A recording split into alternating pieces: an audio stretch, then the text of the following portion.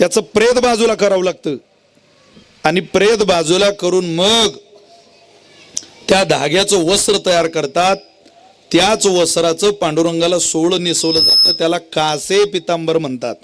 तुळसी हार गळा, कासे पितांबर आवडे निरंतर हेची ध्यान, किंवा कासे सोन सळा पांढरे पाटोळा.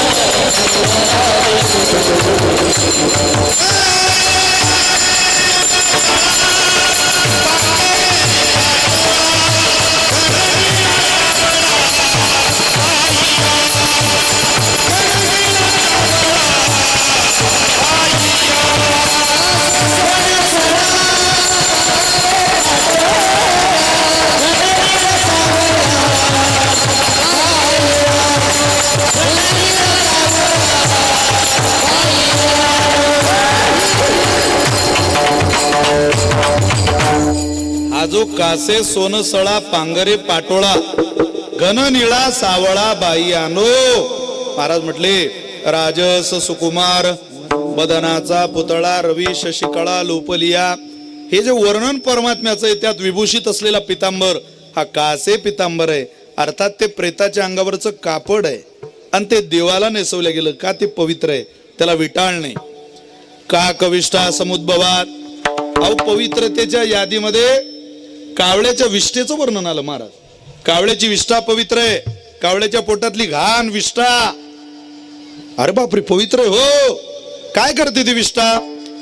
कावळ्याच्या पोटात पिंपळाची बी जावी आणि ती राफवल्या जावी, तिथून उकडून कावळ्याच्या विष्ठेतून बाहेर पडावी.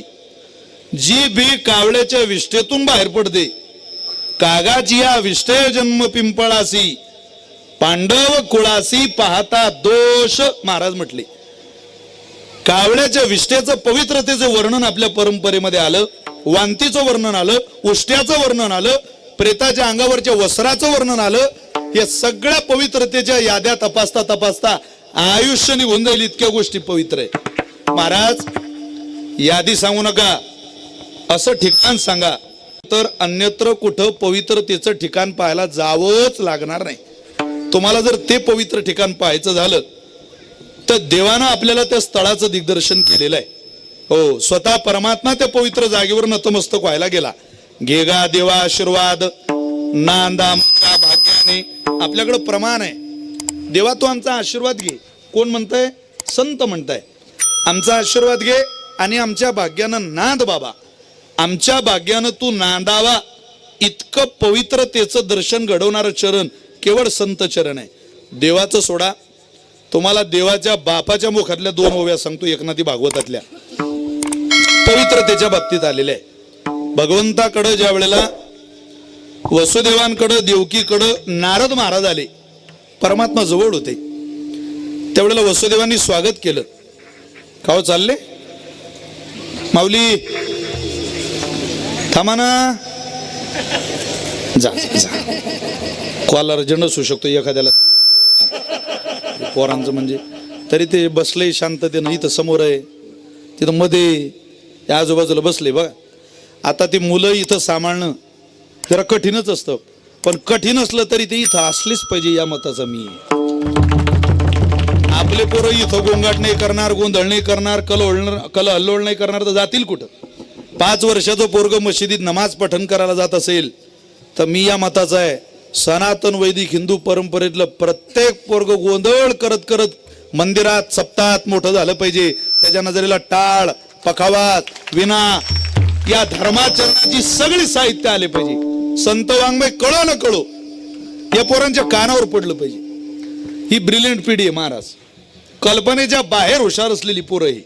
हो, बालगोपालांमध्ये आपल्या तुमच्यापेक्षा 1000 पटीनं आज उत्तर देण्याची क्षमता निर्माण झालेली. कारण ही कॉन्व्हेंटची पोरं आहे. ओ जमाना अच्छा था, आपल्याला असा डोक्यावरून हात पुरावा लागायचा. मला आठवतं माझी आई घेऊन गेली ती मला पहिलीत, असा डोक्यावरून हात पुरावा लागायचा. तुमच्या वेळेस तुम्ही पुरवला असेल. कानाला हात पुरला तर गुरुजी पहिलीत घेत. पहिलीत तसा वर्गात प्रवेश नव्हता. काय गणित होतं त्यांचं त्यांनाच माहिती ती. पण डोक्यावरून कानाला हात पुरला ते म्हणता झाला 6चा या स्वागत आहे तुमचं. तेव्हा कसं तो स्वागत होतो तेव्हा पाठी हाणून वर्गात घेते. आता फुलं दिले जातात वगैरे वगैरे ते आता तेव्हा आपल्या वेळेला ती पद्धत नव्हती. माझं असं कांड काही पुरत नव्हतं कानाला. आमचे आई म्हणे गुरुजी घ्या त्याला वर्गात. गुरुजी म्हणत बाई हे काही पाळणा घर आहे काय? पोरं सांभाळायला आम्ही शाळा चालू केली काय? अरे सरकारी शाळा आहे. 6 वर्षाचा उद्या पुढच्या वर्षी आणा त्याले. आमच्या म्हणे घ्या हो गुरुजी लय त्रास देते घरी. नाही नाही बाई घरी राहू द्या. घ्या हो गुरुजी. नाही नाही राहू द्या घरी. गुरुजी घ्या ना. नाही नाही राहू द्या घरी. तेव्हा आमच्याही म्हणे घ्या आणि गुरुजी म्हणत राहू द्या. आता हे उलट झालं. आता सगळी जिल्हा परिषदेचे गुरुजी म्हणता बाई पोरग होतं ना तुम्हाला? होतं ना म्हणजे आहेच ना. येऊ द्या ना आमच्या शाळेत. नाही वो भी कॉन्व्हेंट जा रहा, वो भी नर्सरी जा रहा, KG1 जा रहा, KG2 जा रहा.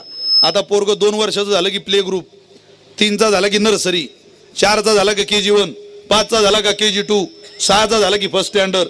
तुम्ही फक्त 3 वर्ष थांबा, 4 वर्ष थांबा. 2 महिने झाले की ट्युशन चालू होईल बाईला.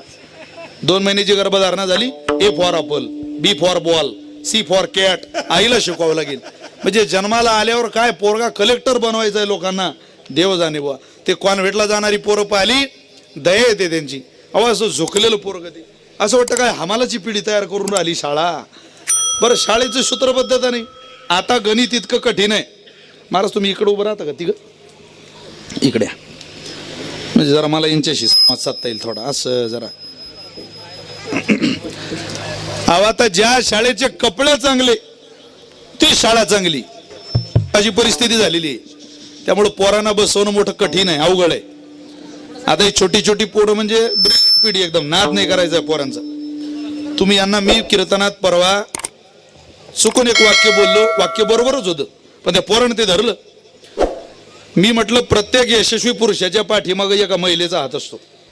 वाक्य बरोबर आहे. एक पोरग उठून उभा राहिला तो म्हणे वाक्य परत म्हणा महाराज. म्हटलं प्रत्येक यशस्वी पुरुषाच्या पाठीमागे एका महिलेचा हात असतो. समजा म्हणे त्या माणसाला यशच आलं नाही मग काय करता? म्हटलं मला नाही माहिती बुवा, तुला काय वाटतं? तो म्हटलं मला असं वाटतं त्याच्या मागची बाई बदलली पाहिजे. ज्या अर्थी यश येत नाही त्या अर्थी मागून ताकद कमी पडून राहिली बुवा. पोरं काय बोलतील? अरे बापरे. परवा एक पोरगा मला म्हटलं तो म्हणे कीर्तनकार दिसता तुम्ही. म्हटलं तुला वाटत नाही का माझ्या पोशाखाहून? तुम्हाला काही विचारू का म्हणे? म्हटलं विचार ना. सांगा म्हणे असा कोणता प्राणी ज्याच्या अंगात नळी नाही? नळी नाही? नाही एक नळी नाही.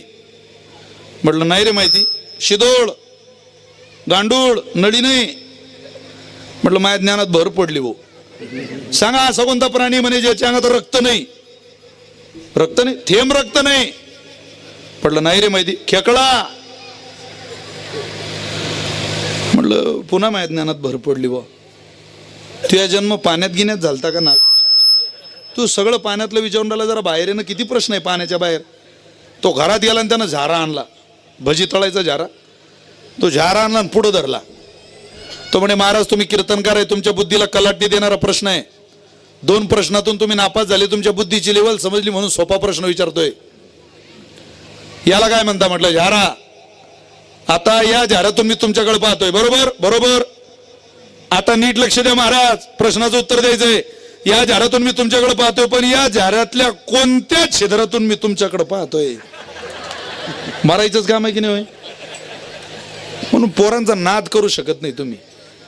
आपल्याला एखाद्यानं प्रश्न विचारला आपण वेगळं उत्तर देऊन पोरं वेगळं देतील. समजा मी तुम्हाला म्हटलं तुम्ही आंधळे, तुम्हाला एका बाजूला एक व्यक्ती 2 डोळे द्यायला तयार झाला आणि एका बाजूला 10 करोड रुपये द्यायला तयार झाला, तुम्ही काय घेणार? डोळे घेता की 10 करोड घेता? बोला पटकन. ते ज्या पोरानं विचारला, मी एका पोराला विचारलं का रे डोळे घेतो का 10 करोड घेतो? ते पोरग उठून राहिलं, तो म्हणे 2 मिनिट शांत राहिला. पुन्हा विचारो म्हणे, अरे म्हटलं 10 करोड द्यायचे नाही तर डोळे द्यायचे? तू आंधळा आहे असं समज. डोळे घेतो का 10 करोड घेतो? तो म्हणे 1 डोळा द्या आणि 5 करोड द्या. हँग व्हायचे काम आहे ना हे. फक्त कॉन्व्हेंटचीच पोरं उत्तर देऊ शकता महाराज. ब्रिलियंट पिढी. त्यांना आता बदलते चित्र पाहण्याची सवय पडली. त्याला असं म्हटलं राहिलं बा 7 वाजले 7:15 झाले, एकच चित्र आहे, जाहिरात नाही, ब्रेक नाही, ॲडव्हर्टाईज नाही. त्यांना बदलतं चित्र पाहण्याची सवय. माझा मुलगा 2रीला होता. मी घरची आठवण म्हणून सांगतो, तुम्हाला आठवलं. माझ्या मोठ्या भावाने माझ्या पोराला एक दिवस फटका मारला आणि ते पोर रडायला लागलं. त्यानं मला फोन केला. तो आमच्या मोठ्या भावाला आप्पा म्हणतो. तो म्हटलं मला आप्पांनी मारलं राव आज.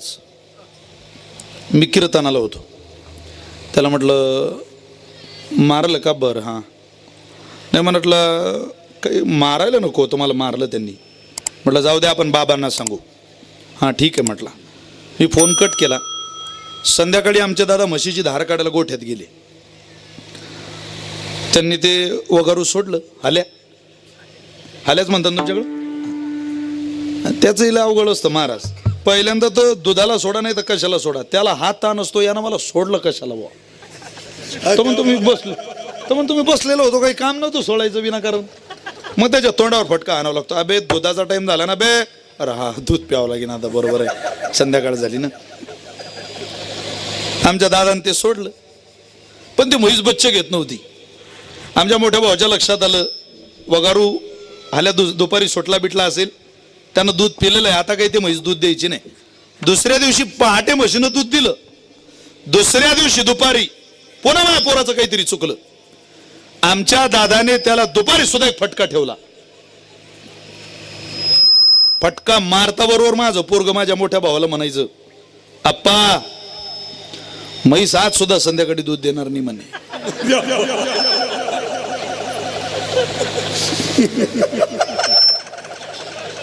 तेव्हा आमच्या मोठ्या भावाच्या लक्षात आलं हाल्या सुटला नव्हता, यानं तो सोडला होता. नाद नाही करू शकत तुम्ही पोरांचा मार. आणि ती पिढी जर कीर्तनात बसलेली असेल, अब साधन बदला ना होगा. क्या गा रहे हो यार अपनी तान में, तुम धाम में सुनने वाले तो हंस रहे, सुनते नहीं ये कान में. अब तो समझ जाना यह चीज यहाँ चलती नहीं, वैसी चीजें समाज को दीजिए, श्रोता जगत सीखता नहीं. आपलंच सांगायचं. आपल्या पोरांना आपलं आपण नाही सांगणार तो कोण सांगेल. म्हणून आपल्या पोरांची गरज आहे इथं. आणि मला आनंद या गोष्टीचा आहे की हा शिवजन्मोत्सवाचा सोहळा आहे. या मंडपामध्ये जास्तीत जास्त तरुणांचीच गर्दी असावी, बाल गोपालांचीच असावी. का? कारण त्याचं कारण आहे. लाल मातीचा कणा कणा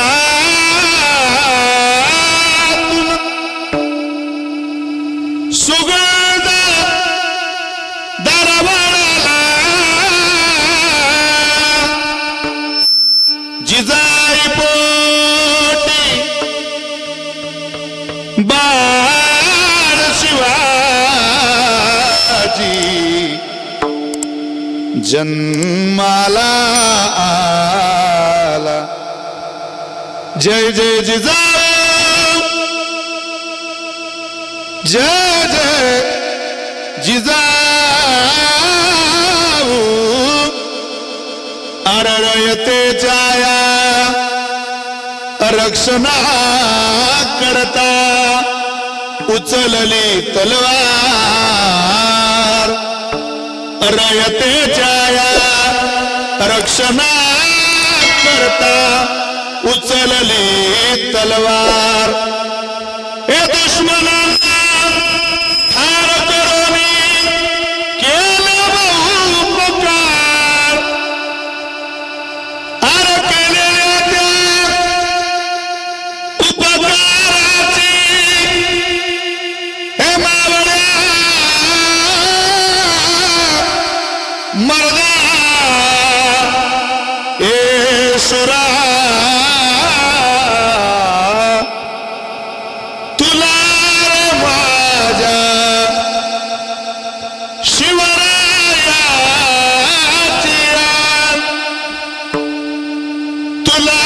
रे माझ्या राजाची आण.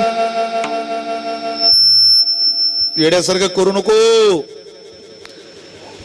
ज्या हिंदवी स्वराज्य संस्थापक छत्रपती शिवरायांना पवित्र चरणाजवळ विसावा घ्यावा वाटला, त्या विसाव्याला तू जा. ही कीर्तनाची ती जागा आहे ज्या जागेला 16व्या शतकात बसून स्वराज्य संस्थापक महाराजांनी कीर्तनाला तुकोबारींच्या बसून पवित्र केलेली आहे. इथं मांडी घातलेला प्रत्येक जण शिवरायांचा मावळा आहे. ही जागा महाराजांच्या पदस्पर्शानं पुनीत झालेली जागा आहे. ध्यानात ठेवा. कीर्तनाला आपली लेकरं आली पाहिजे, आपली मुलं आली पाहिजे का? त्यांनी पवित्र जागेवर आलं पाहिजे. ती जागा पवित्र आहे का हो महाराज? महाराज म्हटले या शहागड मधलीच नाही, जेवढं भूमंडळाचं राज्य भगवंताच्या अधीन आहे त्या अवघ्या भूमंडळात पवित्रतेची एकच जागा आहे, ती म्हणजे संत चरण. त्या चरणाचं वर्णन पवित्रतेच्या संदर्भात सेवेला निवडलेल्या अभंगाच्या पहिल्या चरणात तुकोबारे करतात.